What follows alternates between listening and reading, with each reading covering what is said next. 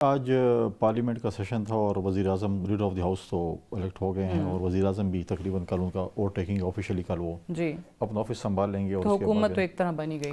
دیکھیں پہلے دن بھی پارلیمنٹ میں جو ہوا میں سمجھتا ہوں کہ ایک پارلیمنٹ میں یہ چیزیں ایک فیس تھا الیکشن کا گزر گیا. ریزرویشنس تھیں پولیٹیکل پارٹیز کو, ہمیں بھی ریزرویشن تھی, باقیوں کی بھی ہوگی, لیکن ان کا ایک فورم ہوتا ہے.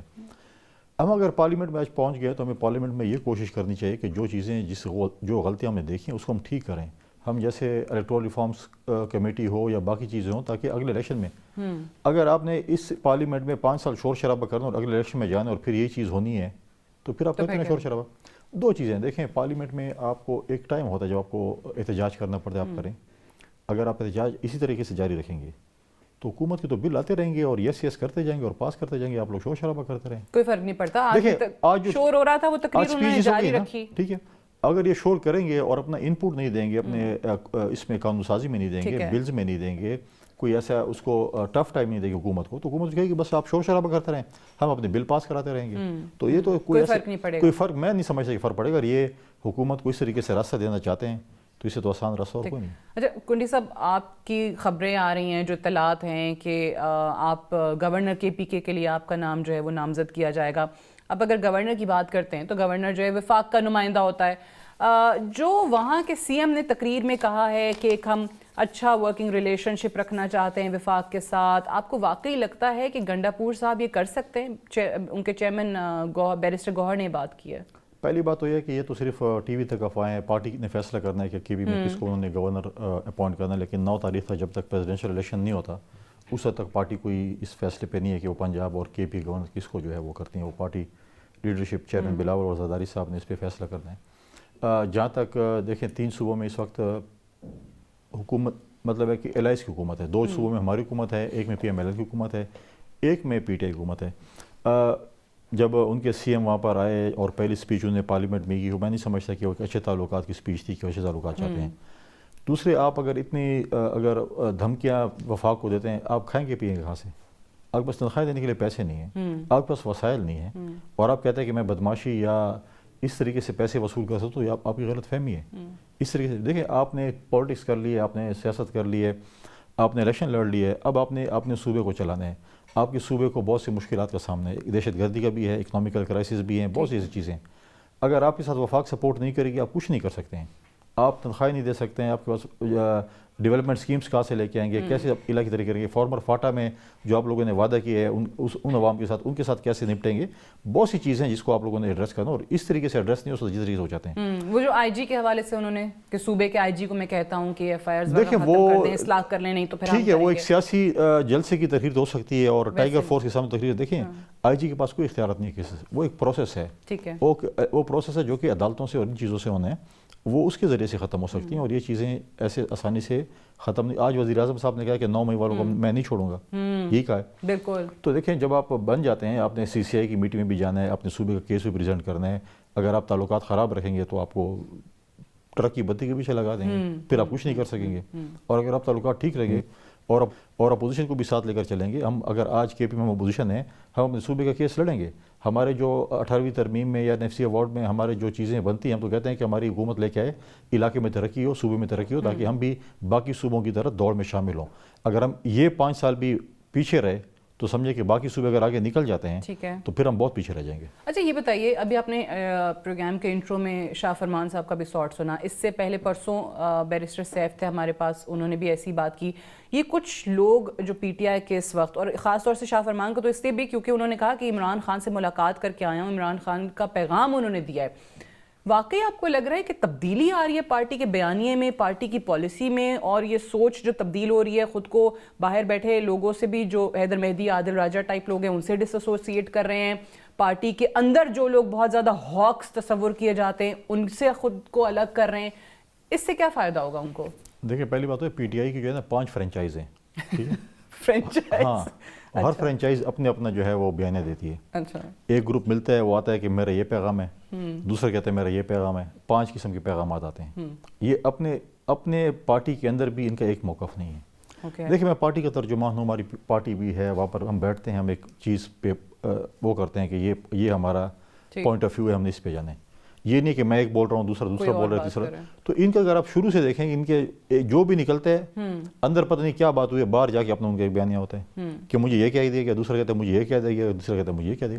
لہٰذا جب تک یہ ایک پیج پہ نہیں ہوئے ان کا پورا ایک پروسیس جو ہے یا جو بھی ان کے ترجمان ہیں جو بھی ہیں, جب تک یہ ایک بات نہیں کریں گے, پولیٹیکل لوگ نکلتے ہیں وہ ایک بات کرتے ہیں, وکلاء نکلتے ہیں اور بات کرتے ہیں. بٹ آپ کو لگتا ہے اس سے کوئی سیاسی مائلیج حاصل کرنے کی کوشش کر رہے ہیں جب یہ لوگ آ کے کہتے ہیں کہ ہم اپنے ورکرز کو, اپنے کارکنان کو پیغام دیتے ہیں کہ ان چیزوں سے ہمارا کوئی تعلق نہیں ہے, ہم تو فوج کے ساتھ ہیں, مضبوط فوج چاہتے ہیں, اس سے کون سا مائلیج حاصل کرنے کی کوشش دیکھیں وہ تو ان کو دیکھیں پالیٹکس ہے, ہم آپس میں لڑتے رہیں گے, اس میں فوج کا کیا کام ہے؟ فوج کا کام ہے سرحدوں کی حفاظت کرنا, ملک میں امن و امان قائم کرنا, ان کا کام پالیٹکس نہیں ہے.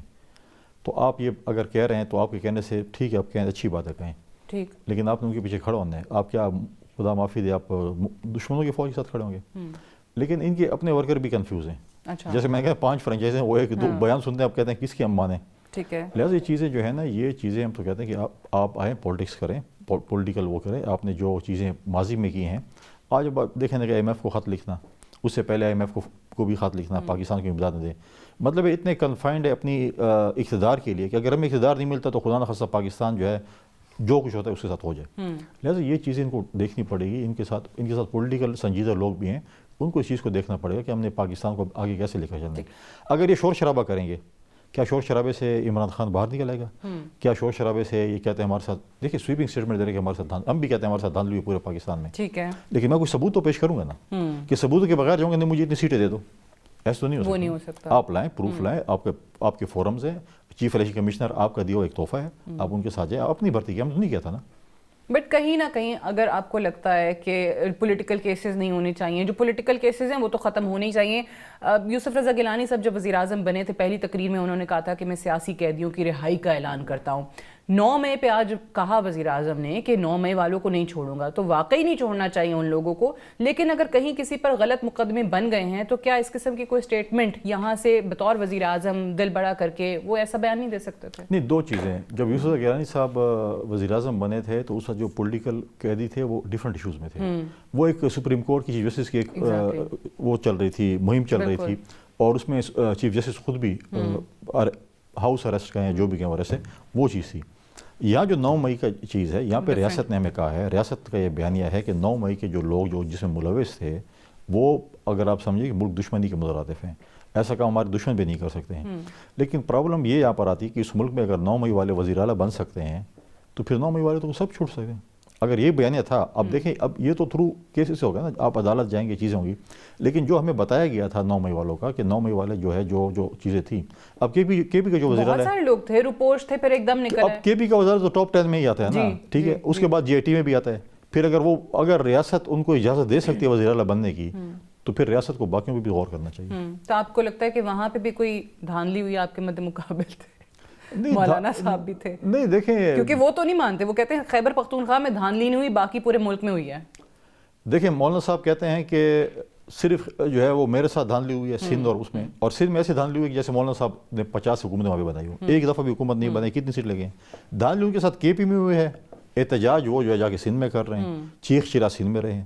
بھائی اگر آپ کے ساتھ KP میں دھاندلی ہوئی تو جن کے ساتھ آپ آج کل شیر و شکر ہو رہے ہیں ان سے گلا کریں, ان کو دی گئی نا آپ کا جو, تو وہ تو محمود خان اچکزئی ان کے صدارتی امیدوار ہیں. تو یہ دیکھیں ایک مطلب ہے کہ ایک نیا ٹرن ہے نا پالیٹکس میں.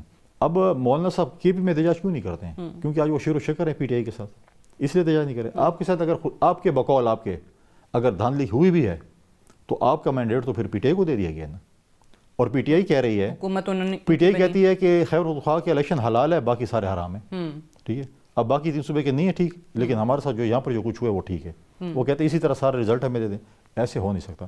آپ دیکھیں مولانا صاحب بھی پروف لے گئے, لیکن دیکھیں مولانا صاحب کا ایک ایشو ہے, آپ اس کا 2002 سے 8 تک جو کہ MMA بنائی گئی تھی اور ان کو سیٹیں تحفے میں دی گئی تھیں, جو بھی تھا, اس سے پہلے کے الیکشن اور اس کے بعد کے الیکشنز کے ایوریج نکالنے کے مولانا صاحب کتنی سیٹیں جیتے ہیں, تو آپ کو رزلٹ آ جائے گا کہ اس کی کتنی سیٹیں. لہٰذا اب جو چیز بھی ہے میں سمجھتا ہوں کہ اس کی آگے لے جانا چاہیے. آج آپ نے کہا محمود خان اچکزئی ان کے پریزیڈنشیل کینڈیڈیٹ بن گئے ہیں, انہوں نے ان کو بنایا ہے.